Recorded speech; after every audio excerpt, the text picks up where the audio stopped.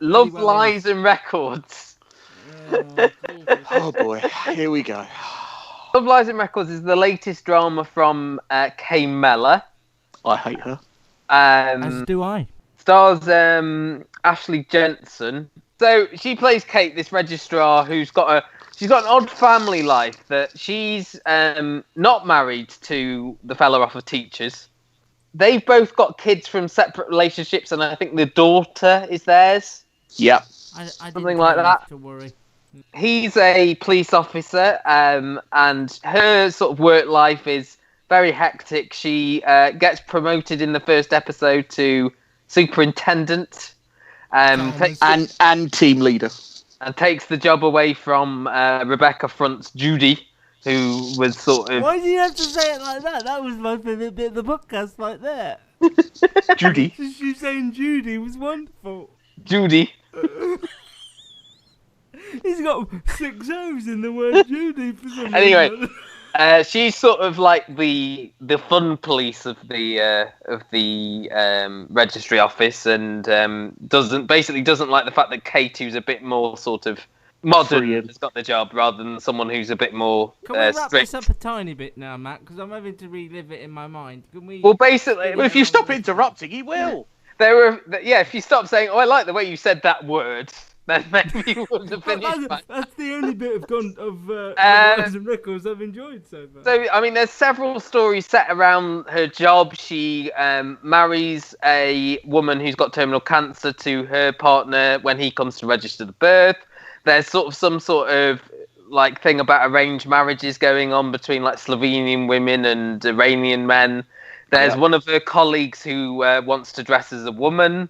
And there's Rebecca Front, who's sort of blackmailing her, sort of, with a video of her getting a bit intimate with a colleague. And she's got this video and she's sending it to her on her phone and things like that. Gary, I'll go to you first on this one. I just didn't see any point or reason why this television show was made.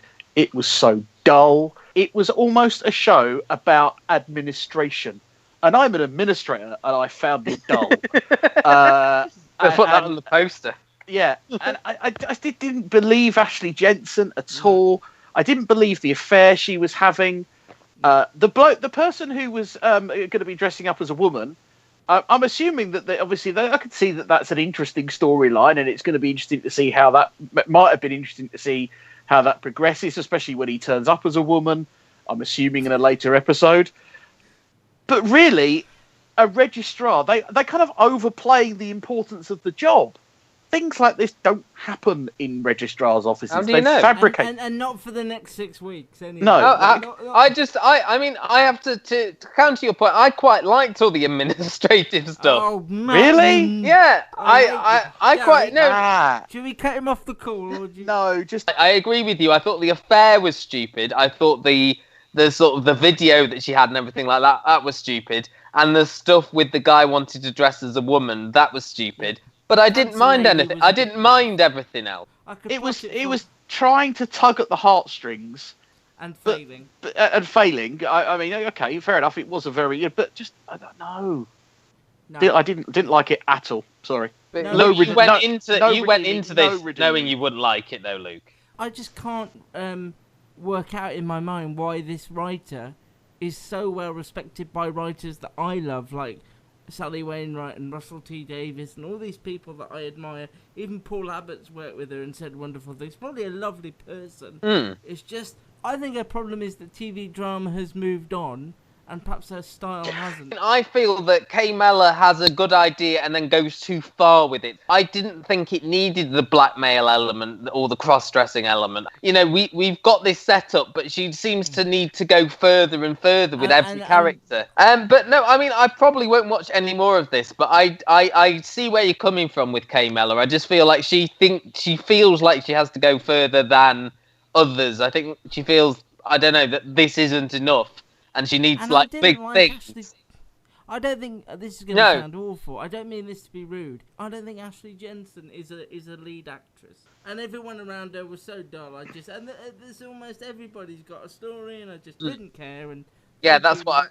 making Yeah. me watch it. But yeah, I mean, and another point I would make is that this is the sort of drama I think we're going to be seeing a lot more of on BBC One when That's what I thought. Yeah. Piers Yeah. Wenger at the Edinburgh Festival was saying that this he described it as aspirational drama. You can't see me with my finger quotes. We've got stuff like The Split coming next year about divorce lawyers and Do you know what I press thought as well? about journalists. If this didn't have the blackmail story, there's no reason why this couldn't have been like a gentle 8 p.m. drama. Yeah. Or very much like a or an gentle... afternoon drama. I was going to say a 2 Yeah, p.m. or drama daytime almost. drama. Yeah, Couple I this just- with Claire I've- Goose is the coroner. It's not that I want every drama to be gritty and groundbreaking, but I just think this is old hat for 2017. It's really old hat. And I don't see I can see why what you mean. BBC would It felt invest in- comfortable to an extent. I know it's got that old feel to it, and you're right. Like Kay Mellor hasn't tried to move on in her storytelling. You know, it's always about sort of big groups of people, and all the shots of her dramas, if you look at them, are of people like laughing together. They've obviously read the script and then seen how much they've been paid. Yeah, gone, one of these things doesn't add up.